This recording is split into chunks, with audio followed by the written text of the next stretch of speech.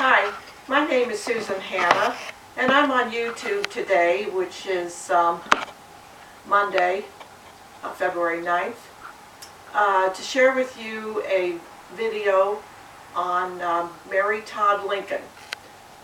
This is a poem that's taken from a book that I've co-authored. The name of the book is Reflections on Abraham Lincoln, and it's on Amazon, listed just now. It's new and original, and it's reasonably priced. I'm a co-author. I wrote 25 pages, and Erica Stux did the other 25 pages of poetry. The poem that I'll read some stanzas from is titled Mrs. Abraham Lincoln. Mary Todd Lincoln was the third of 4 sisters. Robert Todd had 6 children who survived infancy with Mary's mother, Eliza. It was exhausting. And 8 more with Mary's stepmother, Betsy. Between the death of Eliza and the secret courtship of Betsy, only 2 weeks elapsed. It was scandalous. The Todds were a leading family in Lexington, numbering amongst themselves frontier war heroes, county clerks, lawyers, bankers, and state senators. The sons of Eliza would serve with the Union, and of Betsy, the Confederacy.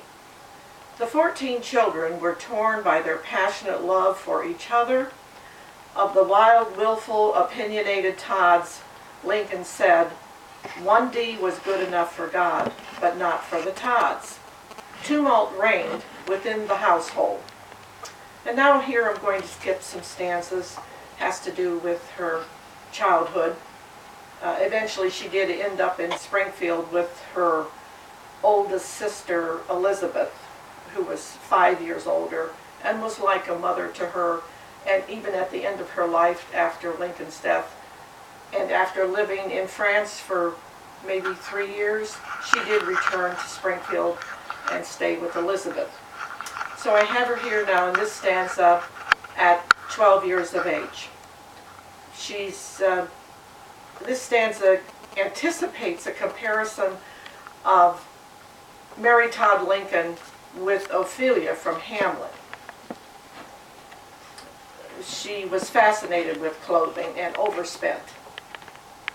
Mary, too, would have a hoop skirt. The next morning she ran through nettles, yellow coan flowers, and daisies to the banks of a nearby brook. There she cut the pliant young branches of a weeping willow tree. When they dried, these sturdy branches would make a bumping hoop for the bottom of her skirt.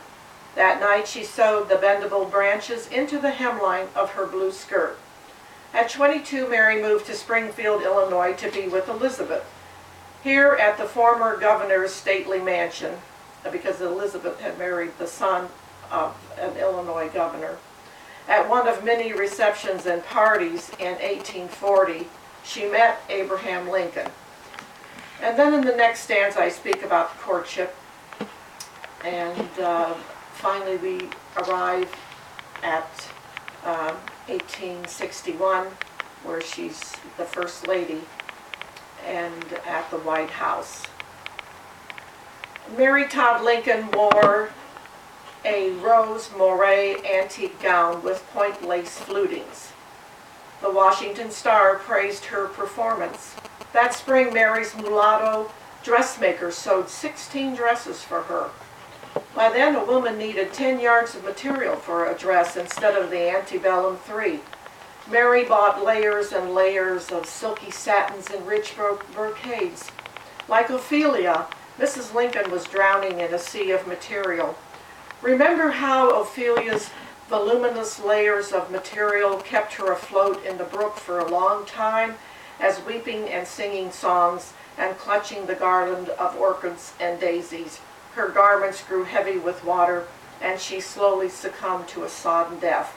Mary, like Ophelia, was drowning in layers of fabric.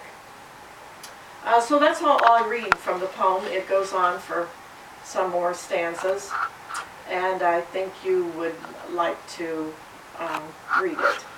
The book, like I said, is called Reflections on Abraham Lincoln. It's on sale at Amazon.com, and it is priced reasonably.